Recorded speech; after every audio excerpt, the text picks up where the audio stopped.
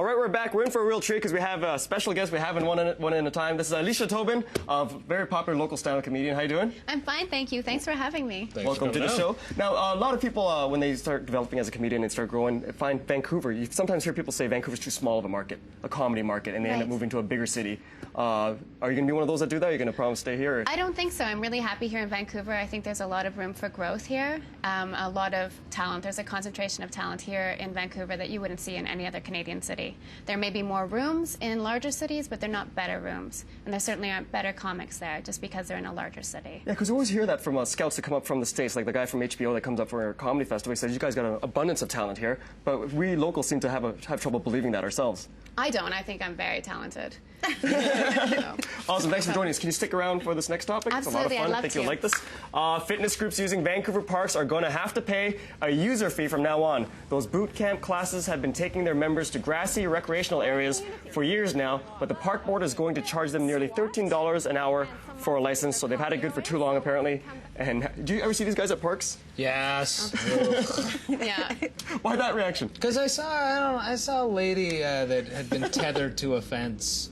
And Voluntarily? Yeah, well, maybe. I don't know. I don't want to assume that it was voluntary, and it was, I'd rather not see that. You know, that's why I don't go to a gym. I don't want to see people working out, right? You should explain that just a tiny bit farther, because it sounds like you saw a woman tied to a fence and just walked away. Like, this is really ruining my day. I didn't want to get involved. It wasn't my place.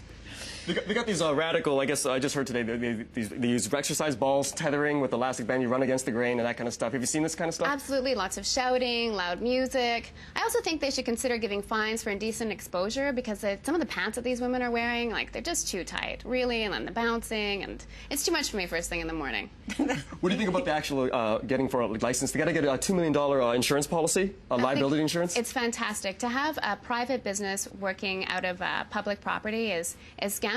Really, you have to take into consideration the community there and be respectful. I think it's very low overhead with those things considered. They're doing us a favor, and they're putting some constraints around something that's a little bit out of control. Now, there's also they're saying that because like the Parks Board is actually going to start doing their own version of it. That's you know, you're going to have to pay $17 or whatever, and so there's kind of like a suspicion that the Parks Board is doing this. You know, because they want theirs to take off, and they're kind of penalizing these private companies. Do you think that's a thing? No? No, I think that the Parks Board has to implement something official, because they could be sued. If you took a course that somebody's running and you tripped and fell at Stanley Park, and then the person could sue Stanley Park because they could say, you knew that we were here, you did nothing to make sure this person was licensed, and in the end, I mean, I don't know, I've never paid for the boot camp course.